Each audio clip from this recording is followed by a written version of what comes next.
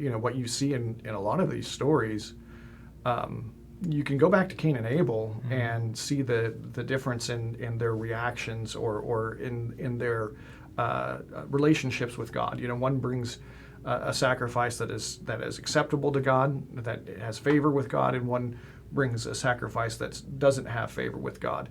And we've talked about how we don't really know exactly why that is, and we don't really know exactly how they knew that one had favor and one didn't. But it's possible that there's just one of the things that seems to be true of us is that we kind of know when we're doing our best and when we're not, and it's possible that there's a lot to do with just that in the story. But one of the things that I think we shouldn't underestimate is just how we see in these stories a difference of responding to. We could say that you see a difference in response to the curse.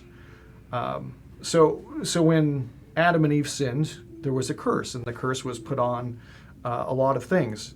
For the woman, it was kind of her relationship to her husband and pain in childbirth, and for the man, it was his work and the sweat of his brow. There's death, there's suffering, there's a lot that's happening now because we're fallen, and there's a couple of ways that you can deal with that, and one of them is you can shake your fist at the world, which seems to be Cain's response to what's happening. Is this isn't fair. It's not fair that God doesn't look with favor on what I've done. It's not fair that my younger brother's was accepted and mine wasn't. You can look at Jacob and Esau. It's unfair that I'm getting taken out of the blessing and the birthright. Almost all of these stories have some element here of your response to the things that are happening in your life. And you can assume that this is all unfair and that things should be going more the way that you want them to go. Or you can assume that you are God's favored son and that God is allowing you to go through these things in your life because God wants you to have true glory and not just some facsimile of it. Sure. He wants you to have a real trophy and not just a participation trophy. That there's a reason behind this, and that reason has to do with your own shortcomings and lack of glory. I mean, every time that I go and try to do something that I'm unfamiliar with, almost inevitably it goes poorly. It usually involves a vehicle or a house or landscaping or something like that. It could be photography. It could be using the editing software. There's a lot of realms that I find myself in way over my head. But I mean, let's be honest. There's people. It's not that I survived a plane crash and have found myself on the most deserted island with the least favorable weather conditions, and I can't say that when I'm struggling that nobody's ever had it as hard as I'm having it right now.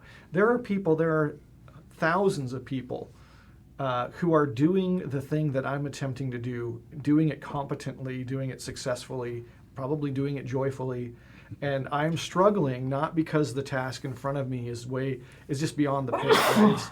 It's because I don't have I'm not the person that I need to be in order to have dominion over this area of life. And you can say that about relationships, about work circumstances that you don't know how to deal with. Well, how are you going to get to the point where you're wise and you have the discernment to deal with those problems if you never deal with those problems? Right. And I think it's a strange place that we find ourselves in, that we all want to be glorious. I mean, who doesn't want to be the most interesting man in the world? Or who doesn't want to? Who doesn't want to have real glory? And yet, And yet every time a circumstance comes into our lives where we get the opportunity to gain just a little bit of it, we generally react to it not really favorably. Now, I'm not saying that is true of everyone, because clearly people have gained glory and done it well. But I think that there's always that temptation toward that reaction that we see in a lot of the Bible characters. So I think that God wants to give us something really great. The only path to that great thing, though, is a pathway that involves no small amount of frustration and often suffering. I mean, when you're just talking about this, I'm thinking of Jesus, who descended from heaven, who, by all accounts, should have had the easiest path, and it was his, and of all the people who deserved it. And he said, no, I'm going to become a human being, and I will endure the thing. The highest of glory. And it's interesting that even with Jesus, it talks about that he learned obedience through what he suffered, which is a very strange passage. Somehow there was a necessity of Jesus suffering. And I think, well, how in the world can we have a high priest who can relate to us in every way, who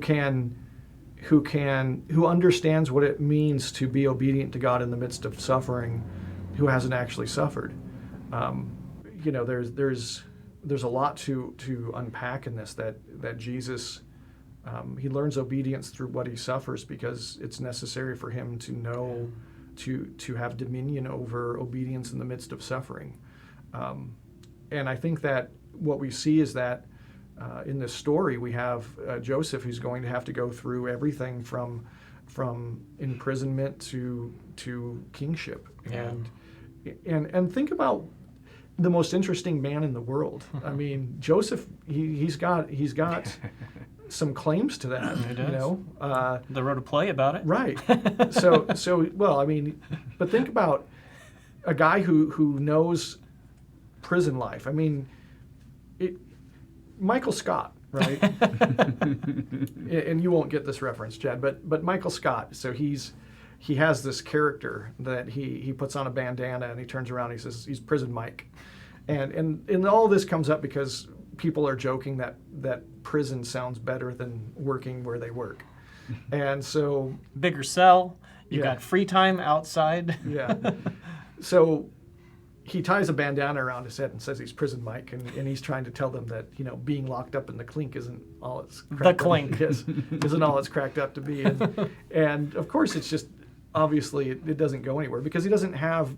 He's trying to put on a bandana and with that gain street cred, right? Straight credibility as someone who's survived the rigors of prison life, and when of course he's done nothing of the sort.